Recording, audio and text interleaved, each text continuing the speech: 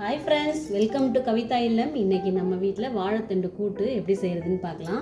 நல்ல பிஞ்சு வாழைத்தண்டாக கிடச்சிச்சு, நல்லா இருந்துச்சு வாழைத்தண்டு. சிறுபருப்பு போட்டு கூட்டு வச்சிடலாம்.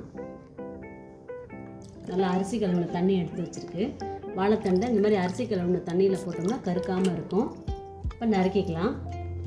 வாழைத்தண்டு எப்போ வாங்கும்போது நல்லா அடி தண்டாக இருக்கணும்.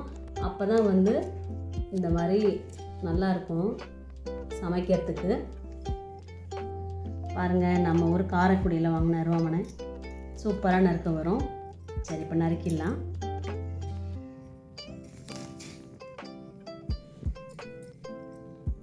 இந்த மாதிரி நாரெல்லாம் கையில் எடுத்துடணும்.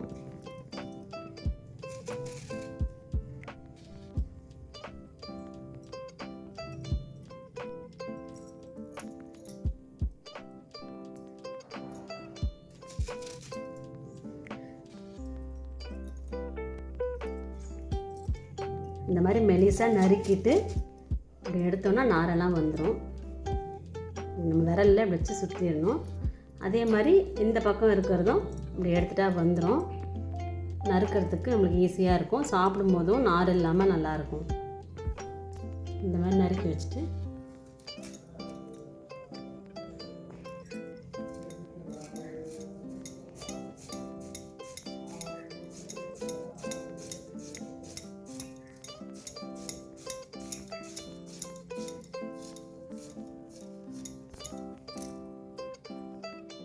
இந்த மாதிரி நைஸாக நறுக்கிக்கணும்.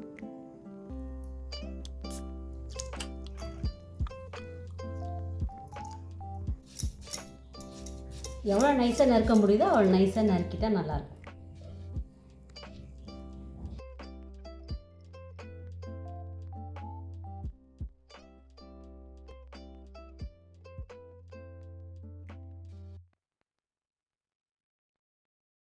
அரிசி களைஞ்ச தண்ணி இல்லைன்னா நம்ம கொஞ்சம் தயிர் ஊற்றி கூட அதில் போட்டோம்னா வாழைத்தண்டு கருக்காமல் நல்லாயிருக்கும்.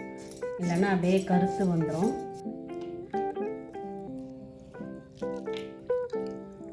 இந்த மாதிரி வறுத்துட்டும் கூட்டு வைக்கலாம். இல்லை குக்கரில் பருப்பு, வாழைத்தண்டு, தக்காளி, வெங்காயம், பச்சை மிளகாய், 2 சீரகம், உப்பு, லைட்டாக மஞ்சத்தூள் போட்டு ஒரு 3 விசில் வச்சு நல்லா வெந்ததுக்கப்புறம் தாளித்து விடலாம். அதுவும் நல்லா தான் இருக்கும். வறுபட்டுருச்சு. இப்போ நல்லா கழுவிட்டு வேக விட்டுடலாம்.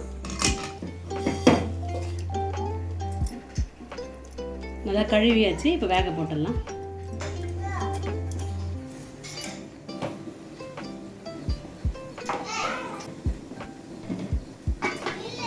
நல்லா வேகட்டும்.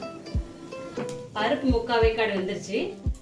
இப்போ தக்காளி, வெங்காயம், பச்சை மிளகாய் எல்லாத்தையும் போட்டு வேக வச்சிடலாம்.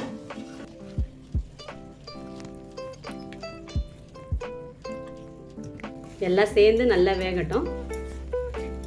கொஞ்சம் உப்பு, சீரகம் மட்டும் சேர்த்துக்கலாம். வாழைத்தண்டு போட்ட உடனே அதிலே கொஞ்சம் தண்ணி விடும். வேணும்னா கொஞ்சமாக தண்ணி சேர்த்துக்கலாம். நான் இன்றைக்கி கெட்டியாக தான் வைக்க போகிறேன்.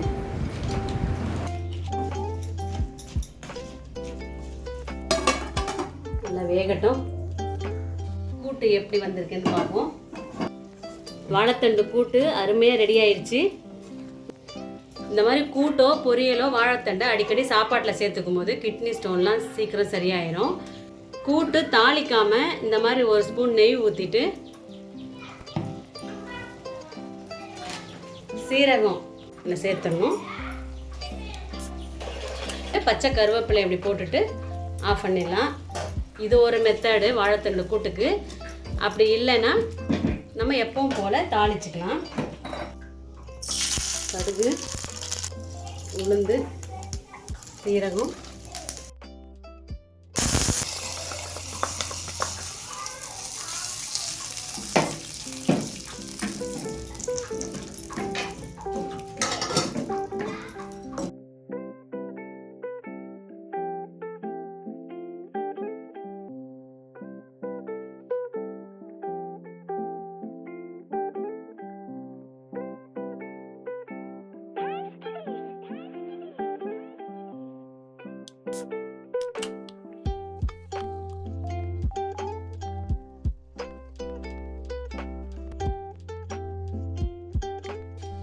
வாழைத்தண்டு கூட்டுக்கு ஏதாவது வறுவல் தான் நல்லாயிருக்கும்.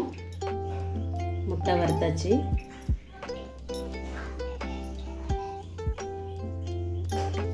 சுட சுட சாதத்தோட வாழைத்தண்டு கூட்டு போட்டு நெய் ஊற்றி பிசைஞ்சு சாப்பிடும்போது அம்புட்டு ருசியாக இருந்துச்சுங்க. ட்ரை பண்ணி பாருங்கள். நெக்ஸ்ட் வீடியோவில் பார்க்கலாம். பாய்.